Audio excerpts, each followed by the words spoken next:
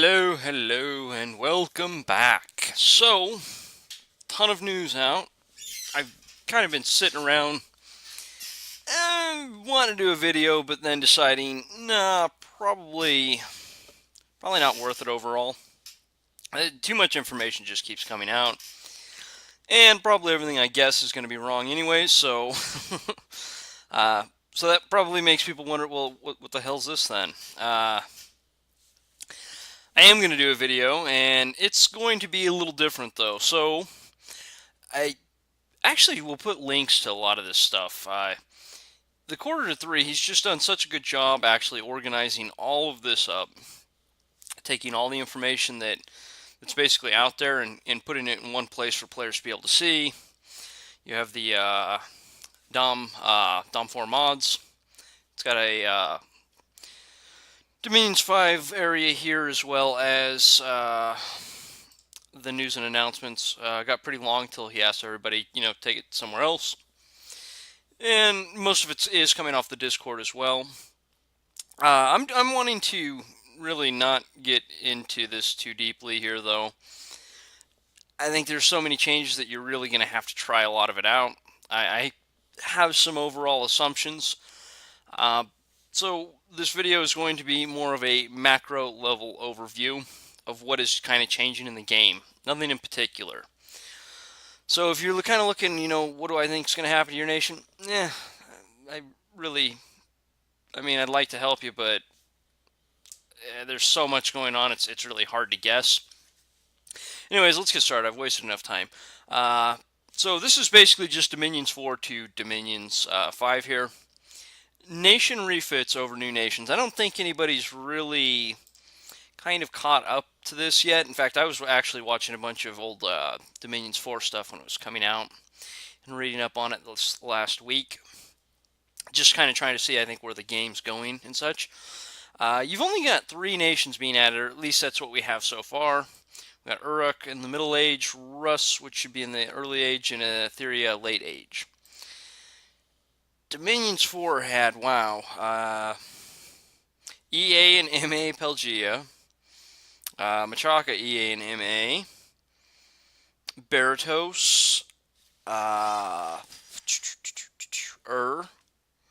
You would have had the Splinter Nations from Aramor, which got moved into the Middle Age, so Pythium and Lemuria. Just a lot. Oh yeah, Vanrus, Asphodel, the Carrion Woods. Just a whole lot of nations actually came into the game at that point. We're not seeing that this time around, so it really just looks like they're putting because it's a small couple guy team, it really looks like they're shifting their resources into, maybe updating some of these nations that are not really in all that great of a spot, instead of actually doing updates once the game's already launched. Update them now, and then maybe we'll get new factions later down the road, instead of them having to do updates every so often. So just interesting to me overall, just kind of where the resources are going in this game. Foreign Recruit. So Foreign Recruit is getting nerfed in all regards, pretty much. Foreign Recruit mages are essentially nation-defining in maybe not all cases, but definitely quite a few. And here's like I'm in items here. Here's a very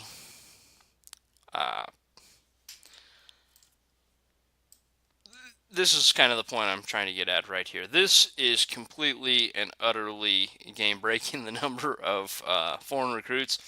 LA Ulm has become quite powerful off of these.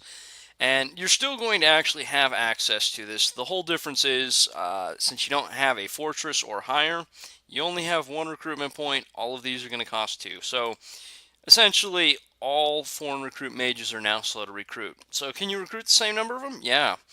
You're just going to have to double the amount of provinces that you basically put stuff into, and double the amount of gold to get them going. But they still add a nice amount of diversity for nations overall. They're just not going to be anywhere near as powerful as what they were. Well, when they're all slow to recruit, that's going to be, fairly obvious point. But troops should be harder to mass as well. foreign recruit troops, let's just use the example he literally has written down there. Zabal, where are you at? There we are. So if we kind of skim down here, we can look at their forest and like cave recruits right here. So the thing is, these are so cheap on the resources. Obviously, the light lance version is going to be a little bit better. Due to the fact that these literally cost like 2 resources or 1 resource for the light lance version here, you could churn out a ton of these in a forest or a cave. That's no longer going to be the case. We do know that recruitment points are linked to population, and we kind of have some idea how the cost of them is based. So what you're going to find is that any nation that really had a very, very strong ability to foreign recruit any type of troop, it's going to be significantly lowered at this coming into this new game. So yeah, that's pretty much it on the foreign recruit. It's been nerfed all the way around. Honestly, the whole troops, until I really get in and try the recruitment points, I hate to really try to judge much on it. The mages, I definitely can completely understand. I don't think they were ever supposed to be that game defining for nations that had them in many cases. So I think I can kind of get behind those changes there. Gauging units has changed. So if you've ever watched me do a video, I like to spend the first video, basically talking your ear off, but I'm trying to go through and analyze the nation and what I found for various uses and why a particular unit's good or not good. The whole thing has changed. This is another one that's going to be like, well, duh. But there's a lot of changes here. Slash is actually going to be a competitive damage type for, I think, the best damage type in the game. Right now, due to the way pierce damage works, it is just superior to Slash, and it's far, far superior to Blunt. Blunt is just terrible in this game. It's easily the worst of the 3. Coming into the new game, Slash is going to get a 75% increase to the damage to break shields. Blunt is getting a 25%. Pierce is getting nothing. So I think Slash becomes extremely competitive with pierce damage overall. Blunt still appears to be the worst of the 3 completely. Not a big surprise there, though. I believe the formula is, at least the one that we've been given, is its damage versus the protection of a shield, plus 5 if it happens to be magical, multiplied by 2, and if the damage value is higher, it breaks the shield. So, are you really going to see shields getting just absolutely destroyed all the time? Probably not.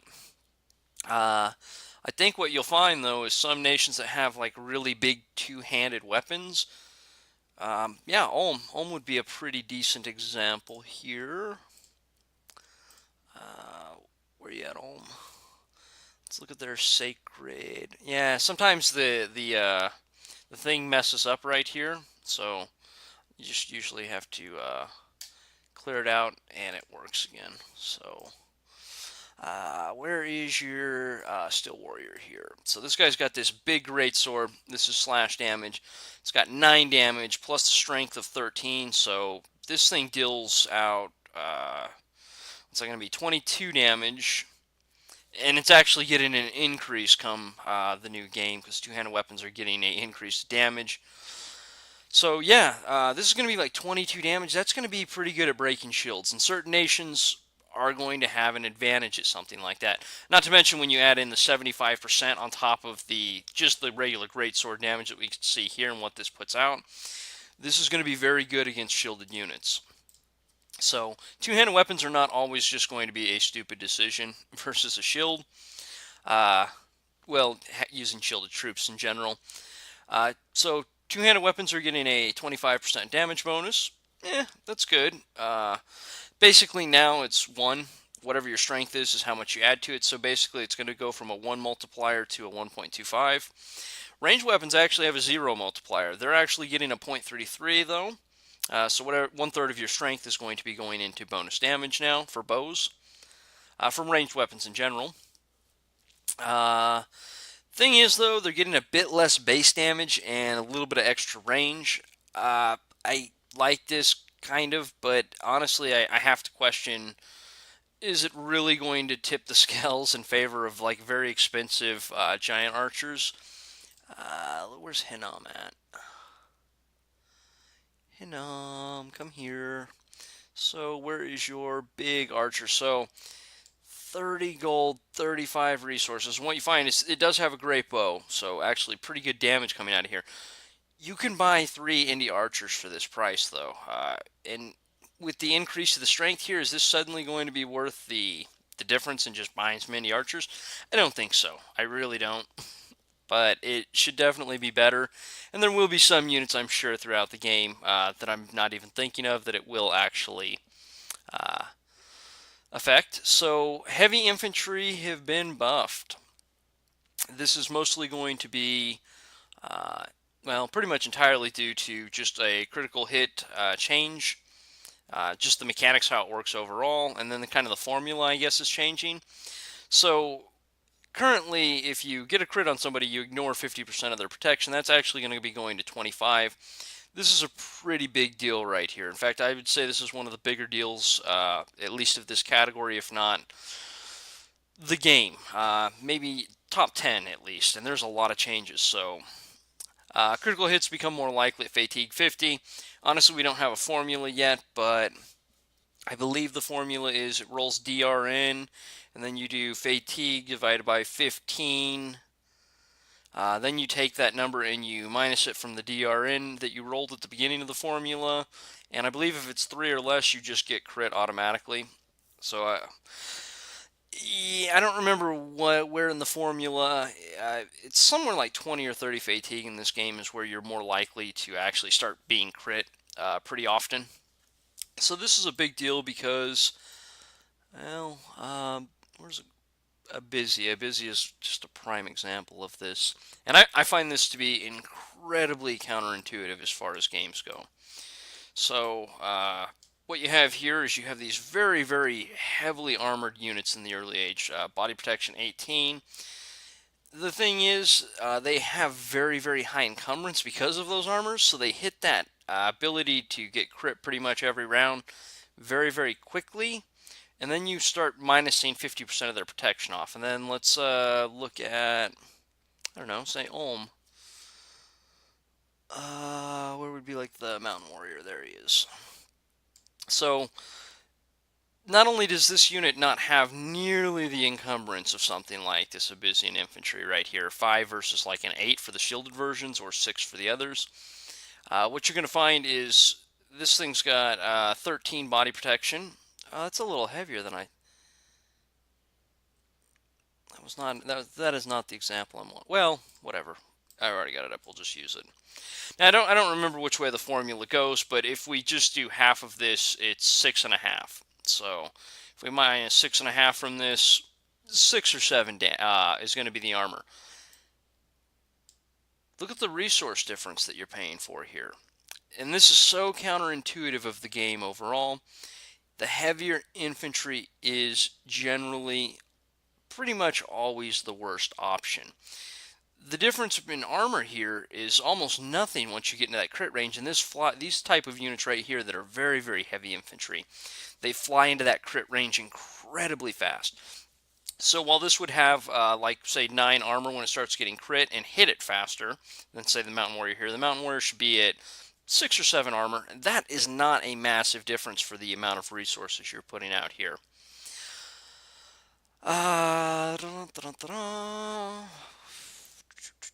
So yeah, if you just start looking at like, a quarter of 18, what's that, 4.5?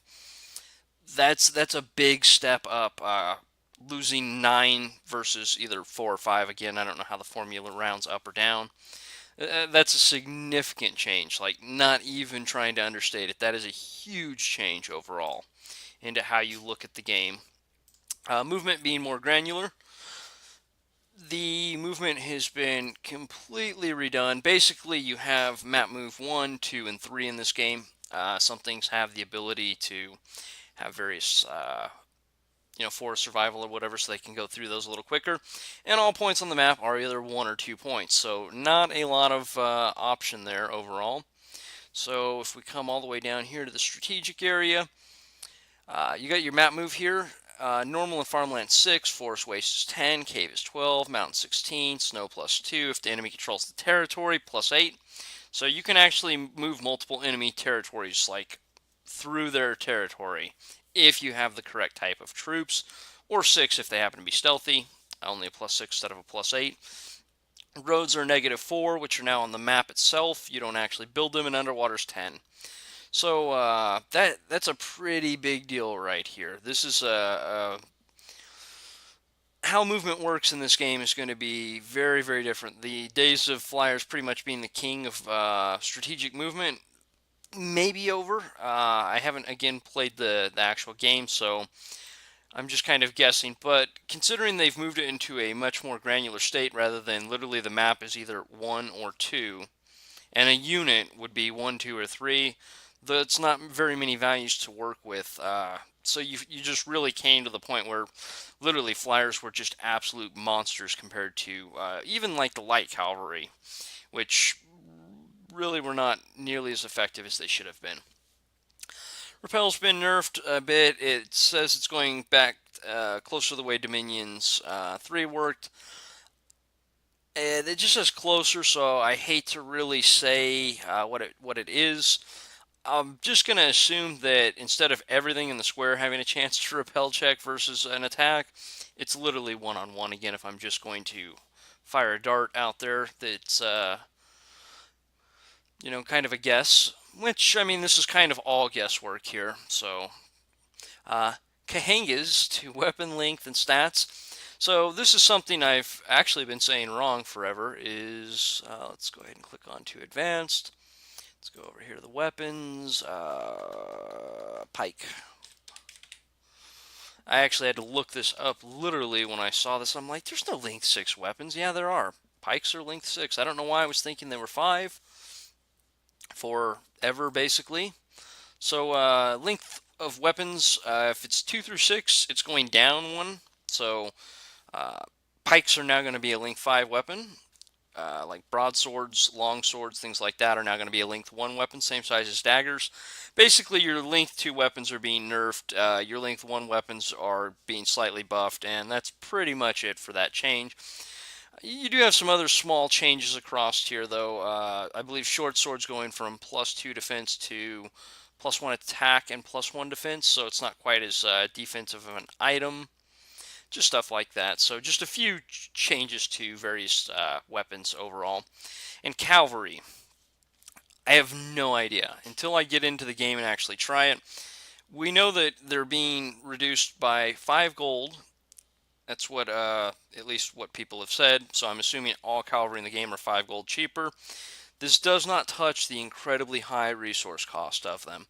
And we also know that, according to Illwinter themselves on their page, these guys are going to cost more than infantry for as far as recruitment points go.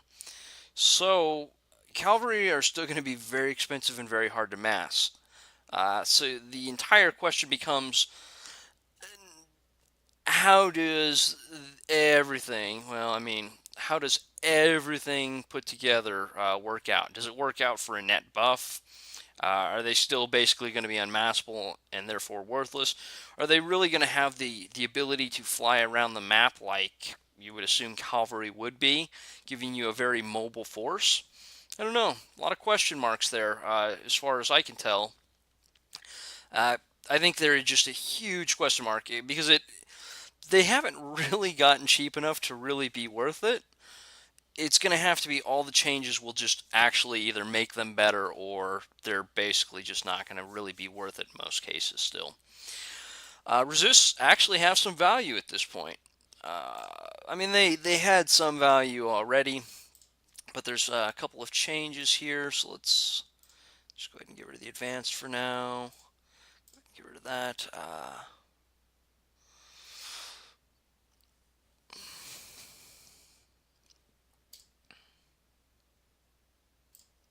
Sure, why not? These two will work right here. So what you see here is since you have cold 3, if you happen to have nature magic, water magic, fire magic, air magic, you're actually going to be picking up resist. So basically all the mages have a little bit of resist. Here you see 2 air is equal to 4. In fact, when I just did my Jotunheim game, I didn't even bother talking about it on the mage. I just said, yeah, all their troops have it, and their mages have a little more because of that. This actually is changing. This unit right here will no longer actually have any shock resist. You're going to have at least 3 in order to have any resist right here. So a unit like the Deep Seer here actually still will have some, but I believe it only starts at 2. So resist value is definitely getting lowered, especially on a lot of mages and thugs and things like that. But beyond this, the formula is changing overall as well. So basically, the DRN is going to be rolled even if it's a zero sum or less. That might be a little confusing to people. So if you have 10 resist and you get hit for 5 damage of that type, as far as the game's considered in Dominions 4, that is, there's no damage, there's no point in rolling the 6-sided die. I keep saying DRN, I hope everybody understands what that is. It's the dice, the 6-sided dice that roll in the background, basically. So what's going to happen is the DRN would not be rolled because it's 0 or less than 0, so the resist just automatically push that off. Now it's actually going to roll that 6-sided dice, and it's open-ended, just like all the dice rolls are. So if it hits a 6, it actually will roll a new dice and just keep adding together. What you're going to find here is that since the DRN is being rolled, just because you have just a little bit like 10 resist or whatever, you're basically not going to be completely immune to it, that damage type overall. So those are actually incredibly different changes. So hitting the much higher levels, if you absolutely need the resist, is far more important. And at the same time, just a ton of different units in the game just literally lost their ability to have any type of resist. I'm not quite sure how big a deal this is going to be in terms of units themselves. You might find a few more counters come into play versus various thugs and things like that, but shouldn't be a big deal overall. Leaders that are good might actually be worth buying. They're making a good push again, saying just quit buying indie commanders for everything in the game. Use some of these leaders that you've got. There are times I would like to buy them in Dominions 4, and there are times I buy them. Generally speaking, though, you're smarter to just buy a couple of indie mages and just work with those. I didn't buy into it really last time. Well, I mean, I kind of did, but I know better. I mean, I usually shouldn't be buying them. I should just be buying indie mages.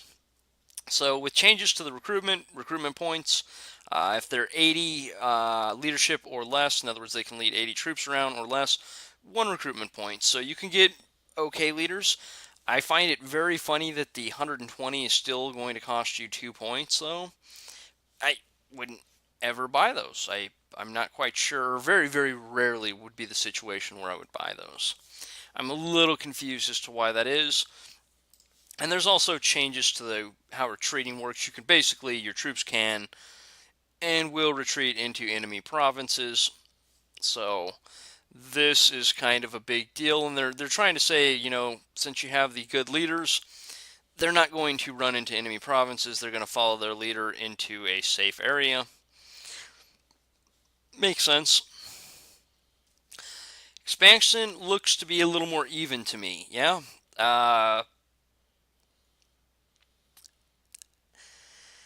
You're not going to have, well, Sacreds got far more expensive. Now, the Sacreds actually did not change price.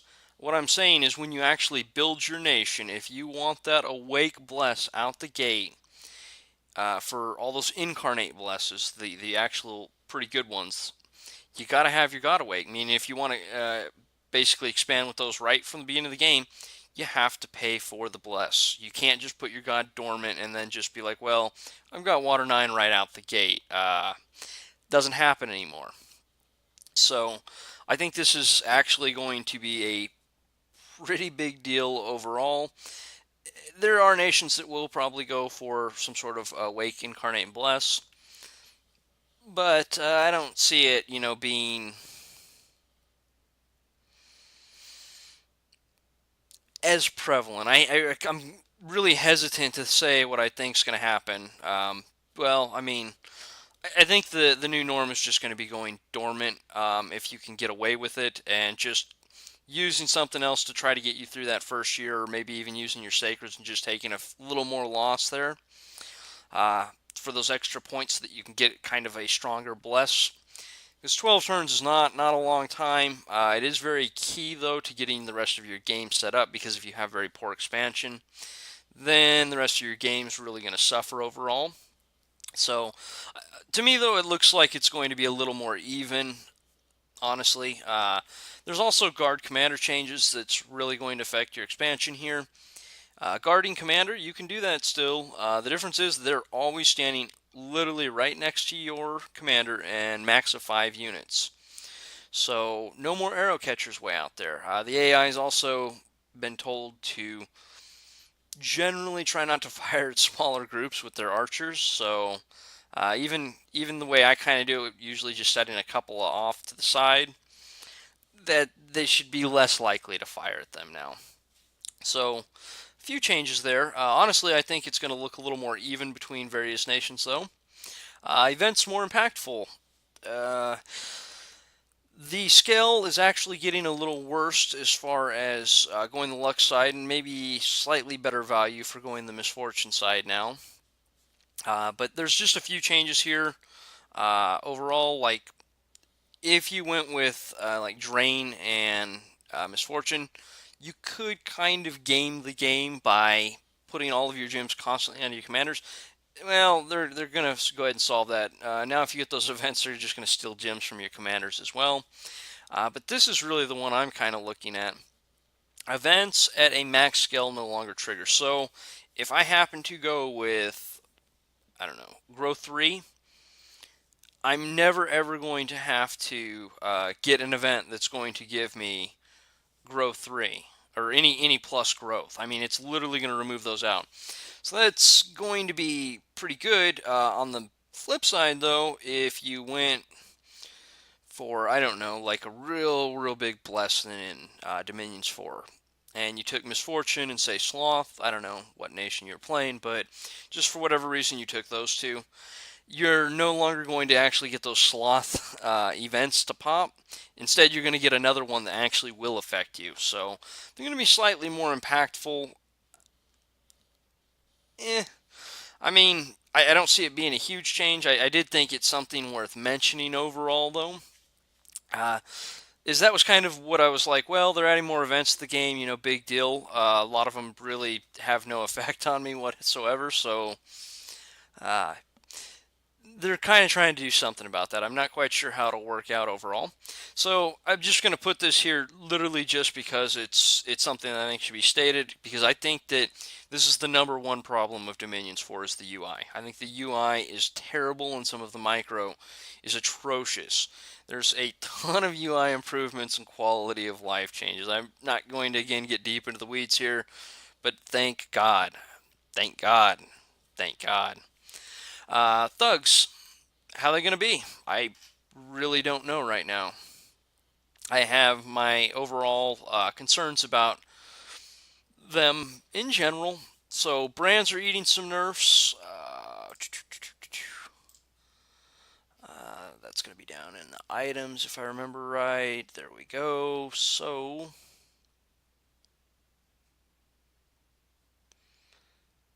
did you change things around a little bit here? Or were they actually in a different area? No, I'm sure they were right here.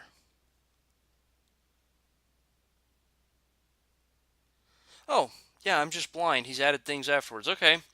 So, I'm personally considered this to be a ridiculous problem of this game. So here you have the Fire and the Frostbrand, and Shadowbrand is not very good just due to the fact that it has the AoE 5, meaning you can and will hit yourself with it. That's why you don't see a lot of players build it. There are times to build it, though. Just generally speaking, it's nowhere near the level of these.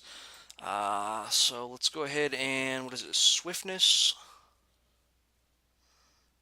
Sort of swiftness, there we go. All right, so I think this is always a great example overall. So I've basically always thought that brands are just too damn strong. They literally have great stats, or very good stats. Got a little cold resist, attack and defense bonuses, fire resist, morale bonus, attack and defense. They have very, very good top end single target damage, 6 and 12, and they have AoE damage. Now, here's the overall problem that I think you find. Basically, most of this is complete and utter garbage. Well, maybe not most of it, but a fair amount of it, because these are just your one-handers here. Because these are literally too good. So, if you're fighting a single target, you want a brand, because they have higher damage values. If you're fighting a big mass of troops, well, they happen to have AoE clear too. You want a brand. If you want just better stats, buy a brand. it's the catch-all weapon. You're never going to want to make, say, an enchanted spear here. This is not as good in any regards, not even a single target regards, not a stat regards. There's nothing about this that's a better deal here. But I think this really demonstrates it right here. Is you have the Sword of Swiftness, which has 2 attacks. Now, it does actually have some better defensive value, so not completely worthless, though. So 2 attacks at 18 damage. Well, you say, okay, so that actually does slightly more single target damage. No, actually it doesn't, because you've not only got the single target damage here, you're hitting the whole square with AoE damage. You've also got the higher attack values to ensure you hit with those very high-end base damages. So what you find here is, if you hit something, and of course we're assuming that you're smart and you're not trying to fight something with fire resist, firebrand, or cold brand. Just assuming you're building the brands versus what you're fighting, you're going to be dealing 28 damage here versus 18. This is literally a sword that is meant to be a single target, higher damage weapon through multiple attacks, and it still loses out. These weapons literally make, I would say, somewhere around 10% of the items in the game useless. I think shields suffer from a similar problem, but there's just not as many shields overall. So that's why it's not really such a big deal, especially if you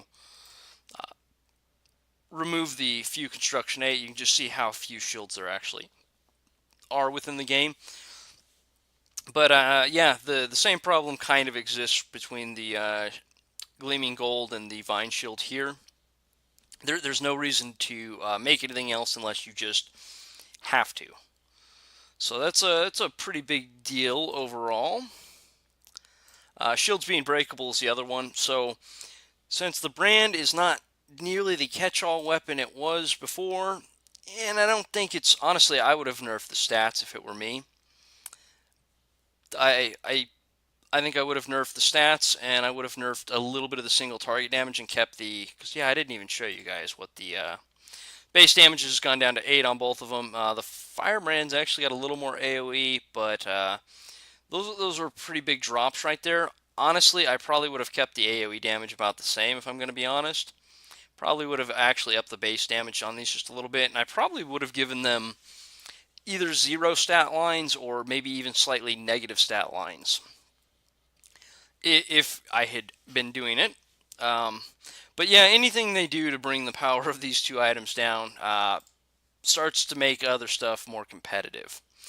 But when you start looking at changes as far as brands and shields being breakable, and if you're trying to fight a whole mass of troops, are thugs going to have quite the same effect overall? I don't know, maybe. I hate to say yes or no right now. I think it's a big question mark. They definitely, going into Dominions 4, basically try to chop off the legs or make them far more expensive to get your SCs up and rolling, which is the reason everybody's moved to the much more affordable thugs in this game. And it looks like, to me, they're attempting to again, attack the items that all of these various thugs use, and trying to pull back a little bit of their power there. So I think they're going to be slightly worse. Uh, like, not unusable, but yeah, I do think they will be slightly worse. There's a lot of questions there, though, until I get around to, a month from now or whatever it is, actually trying it. It's all guesswork. So, forging, I just thought this worth mentioning is that boosters have been shuffled around again. We don't really know a ton about it overall. And items are unlinked to their path. So if something took one death for a mage to forge it, it was always going to cost 5 gems. Always. Those numbers have been unlinked. So that is actually a really big deal itself, as I think you can then start adjusting item prices, which gives you another lever to basically tune your game at. So I really, really like that change. Not even saying that they will particularly use the change, but the modding community a year or two from now will be able to actually go in and say, okay, let's just go ahead and just start slashing prices on these items. So even if the developers themselves do not use this, I think this to be a massive change for just what can be done with the game overall. Because big balance mods are pretty popular. They have been for a long time for this game. CBM, some mod. You had Underwater Expanded for quite a while. You know what? We'll do that one last. Let's just jump down here to the early game slowdown. So this is pretty much all my thoughts on things, but if the blesses are going to be far more expensive to get in that first year, they're not going to really be able to do as much. Your chances of seeing as many rushes and stuff, I feel, are going to be probably down. On the flip side, though, it's not the only area that's been hit. If we come down to forts, what you're going to come to the very quick realization of is that a Palisades is still costing you 600 gold in 4 turns, but is not handing you any additional commander points, meaning you still just have one, meaning any mages you buy out of this is actually slow to recruit. So you're actually going to have to spend an additional 300 gold in 2 months in order to get your recruitment centers up. That's really not a big deal. Now, you do have the castles down here, and I think this is very important as well, because I think that this all kind of links together. Well, let me not get into the castles yet.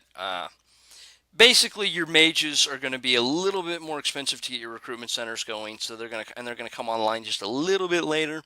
But at the same time, it looks like the blessings are being pulled back. So if the blessings are being pulled back and the mage power is being pulled back, it should be a slightly slower early game, in my opinion. Now, I do think that let's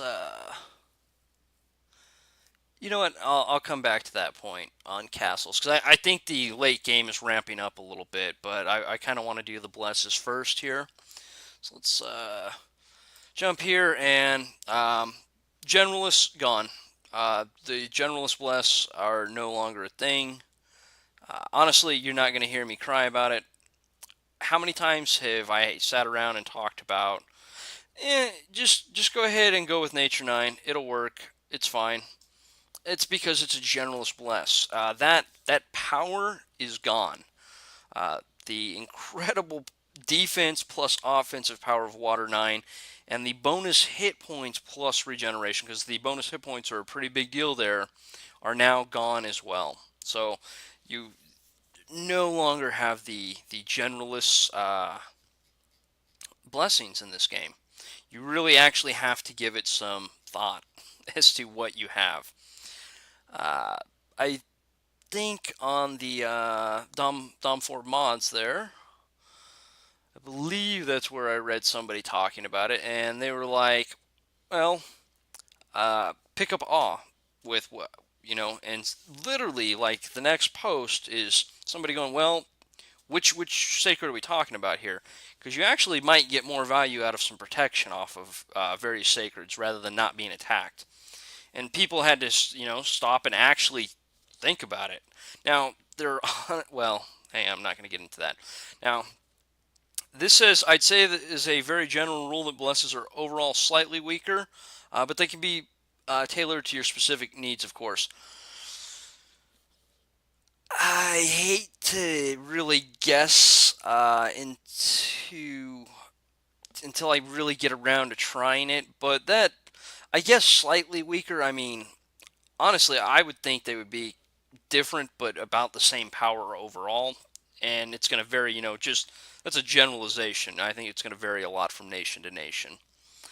What else did I have under that category? More expensive, the stronger and faster you want it. So, yeah, this goes right back to the whole incarnate things. So, if you want, I don't know, actually, I know the exact numbers that I want to go with here because somebody said, how much would a demi-lich, fear, and awe actually cost me for, I don't remember what nation they were talking about.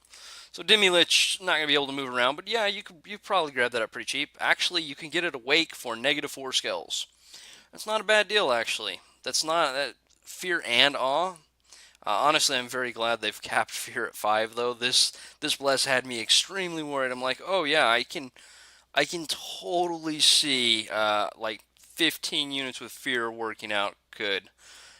And no, I could not see that. I thought this was a incredibly powerful bless. They actually capped fear's morale effect at -5 now, though. So yeah, I'm feeling a lot better about that.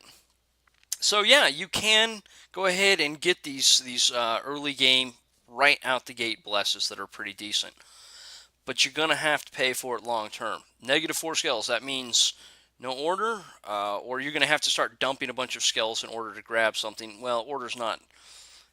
The scales have changed quite a bit, so depending on what type of scale you would have actually been buying, you're really going to have to start really thinking about that kind of awake versus, I would say, dormant. And again, I hate to even make that guess until I get to try it, but it really seems like dormant is going to be kind of the go-to bless level at this point.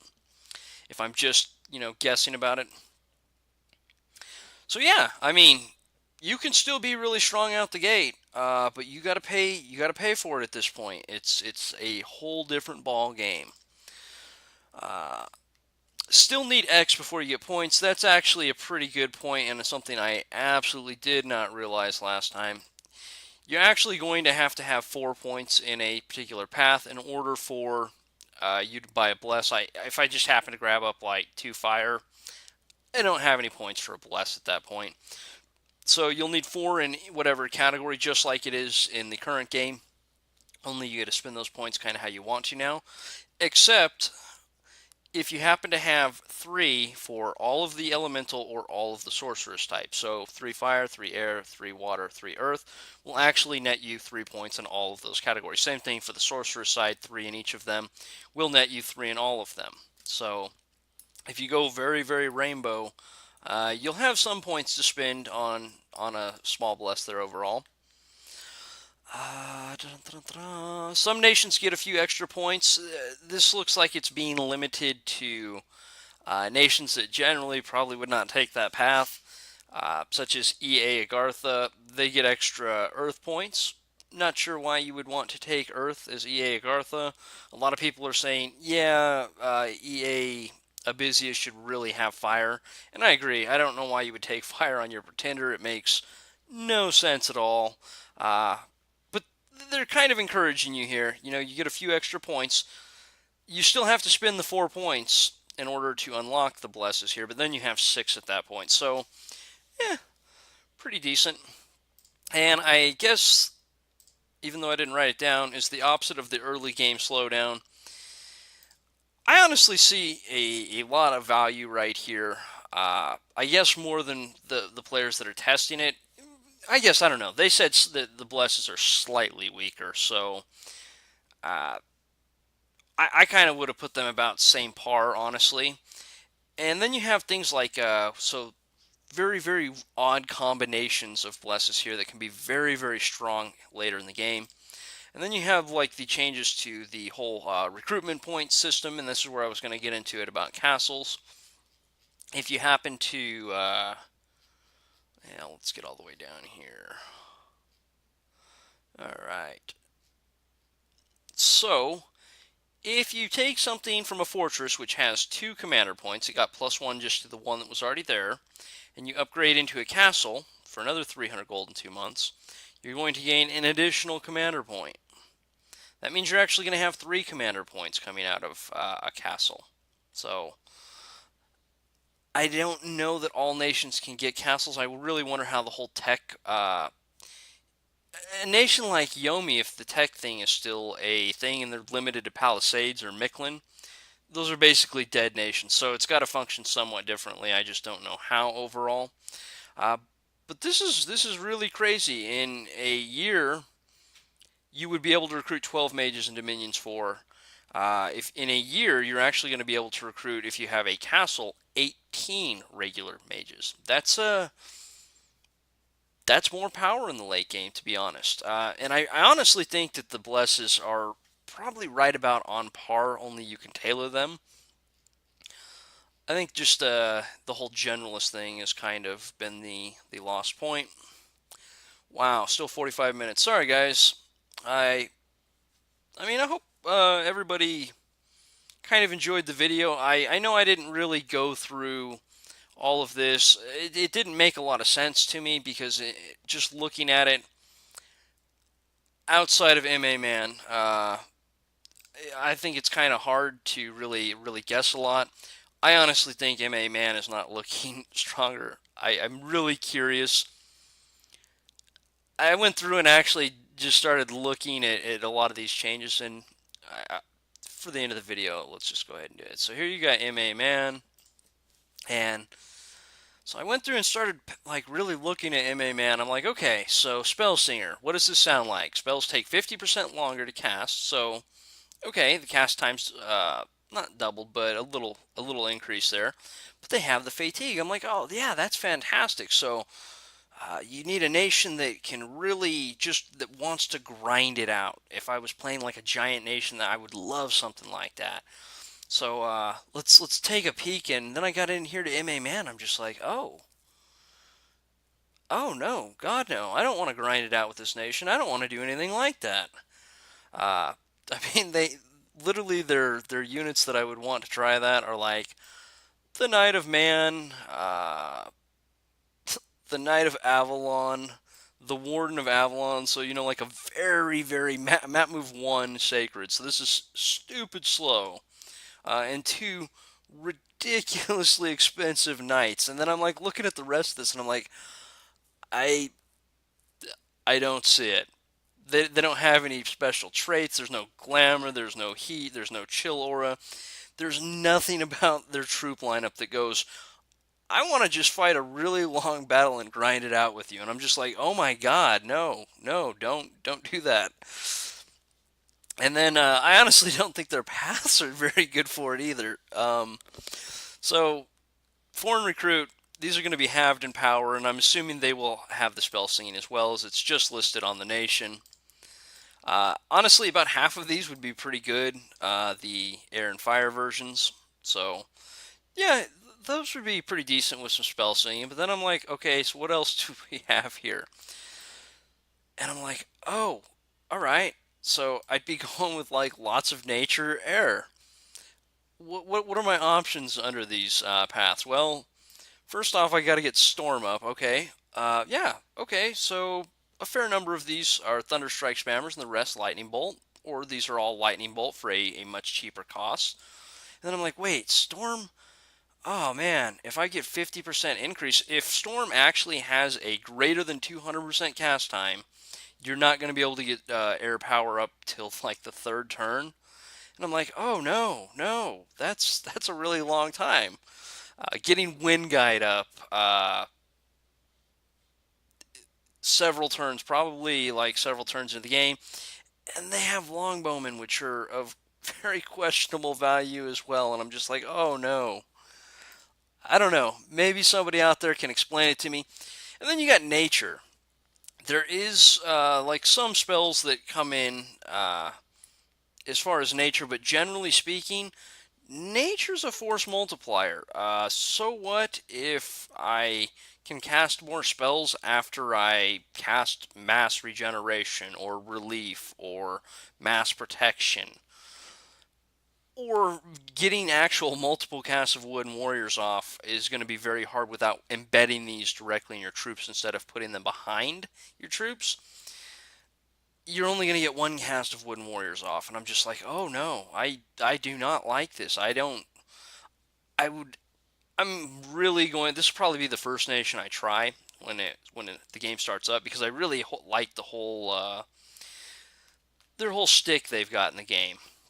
I find them very, very interesting, even though, I do play pretty much all early age. But when I start looking at what Spell Singer is, and I'm looking at what these mages do and what their true lineup is, I'm not seeing it. I think that this nation just got yomied. I don't think they're very good now, and I think they're going to be quite a bit worse. It does say they also have cheaper cavalry, so maybe their cavalry actually got a price reduction on top of the 5 gold of all cavalry. Because if they don't have some ability to like mass, say even knights of man here, that is going to be, oh man, I don't. There's a few ways I've been thinking that you could kind of start to work around some of this, but overall, man, I look at this and I'm just like, oh no, oh no, no, no, no, no, that does not look like a good idea. Yeah, so outside of man, I find most of these to be pretty good for the nations they're on. Just again, looking at them on paper, I don't know. I'm I'm not seeing MA man. I'm really not seeing it. Like the cavalry would have to be drastically. I mean, yeah, the changes that would have to go through would have to be like basically incredibly massive to me.